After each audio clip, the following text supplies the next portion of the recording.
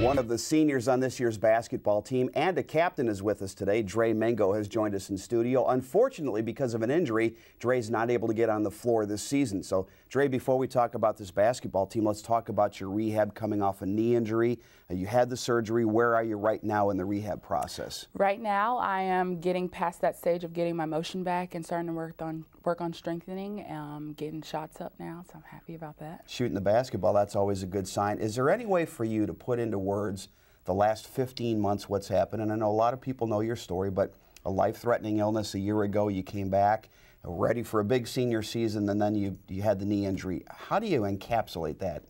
It's a whirlwind. It's been a whirlwind, but no matter what's thrown at me, I have incredible support. I'm really grounded in my faith, and I know that my best and brightest days are still ahead of me. And I know it's not in your nature, but I'm sure a lot of people in your position would say, why me? Especially with the knee injury coming back. Was there any period at all where you had to fight through feeling that way? For sure. Every day is kind of like a battle.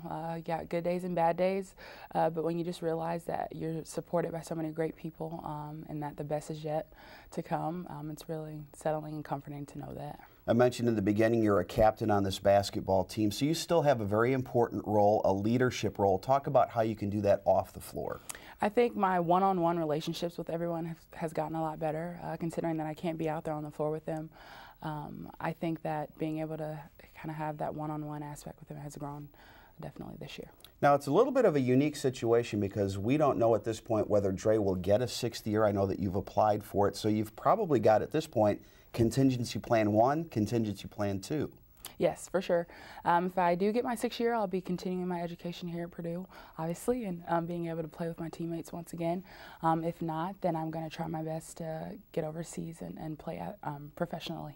And I know down the line you still have in hopes the medical school. Is that still a possibility at this point? For sure. That's a major possibility. That's my goal. I've known I've wanted to do that since I was young, and I'm going to do that. All right, you mentioned Europe. You had a chance to go to Europe in the off-season. You went with the team this summer. Talk about that experience, both on and off the floor.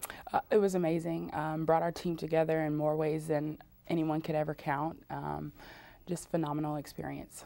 You've had a lot of highs on the basketball floor. Talk about your on-court experience. What's been your best memory so far as a Boilermaker? Without a doubt, being able to come back in Conseco Fieldhouse after my illness last year is definitely my favorite on-court memory.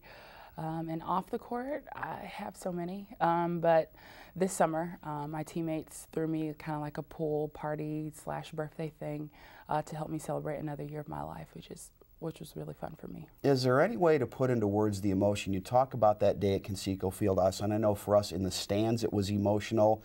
When you heard the crowd erupt when you came on the floor, what was that like? I was incredibly thankful for everybody who'd been there supporting me and backing me, and just really happy that I could be able to play again. Talk about your decision to come to Purdue. You originally went to Maryland, played there a couple of seasons, transferred to the Boilermakers. What brought you back to West Lafayette? I mean, there's no place like Purdue. The family and the community that we have here is unbelievable. My teammates and coaches, I fell in love with them. This is the place for me. So if somebody asked you to summarize your experience here in just a few seconds, on and off the floor, if a total stranger asked, Drey, tell me about Purdue, what would you say? Life-changing, nothing like it. Be a Boilermaker.